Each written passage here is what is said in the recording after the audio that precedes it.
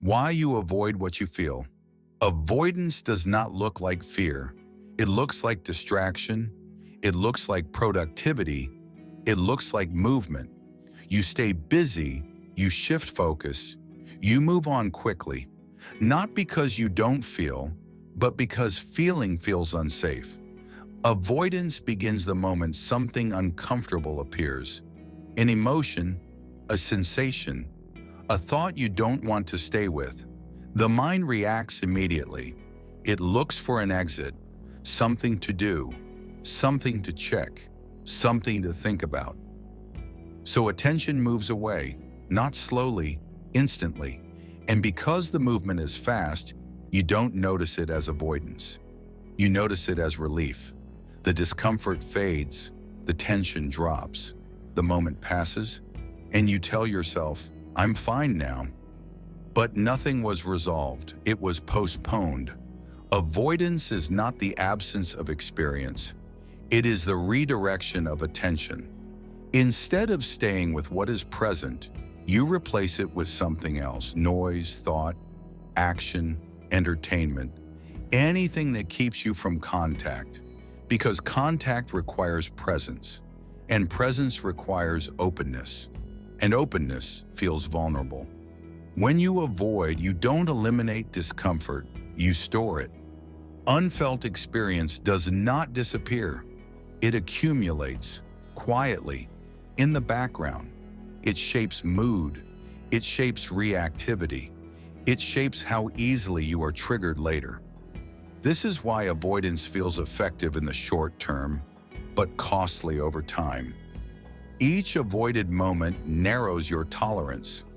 You become less able to stay with intensity, less able to remain present when something difficult arises. So the threshold lowers. Smaller things begin to overwhelm you, and the mind draws the wrong conclusion. It says, I'm becoming weaker. But that is not what is happening. You are becoming less familiar with staying. Avoidance trains the nervous system to escape, not to process. And processing only happens when experience is allowed to complete itself. Emotion has a natural arc. It rises, it peaks, it falls, but only if it is met. When you interrupt that arc, the emotion remains unfinished. It lingers, not as a feeling, but as tension, as background unease, as restlessness, as a sense that something is always slightly off. This is why many people feel constantly distracted, but never satisfied. They are always moving, but never arriving. Avoidance creates motion without resolution. The alternative is not force. It is not facing experience aggressively. It is allowing yourself to stay for a few seconds longer than you usually would. Not to analyze, not to judge, not to fix, just to remain, to feel the sensation, to notice the impulse to escape, to observe the urge without obeying it. That moment is uncomfortable, but it is also liberating, because for the first time, you are not running, you are present, and presence changes the system.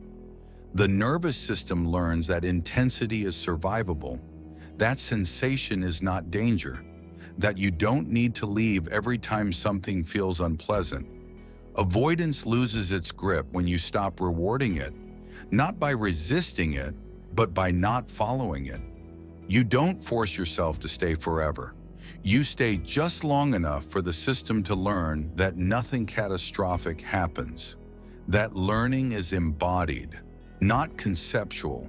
And once it happens, avoidance weakens naturally, because it is no longer necessary. You are no longer escaping experience.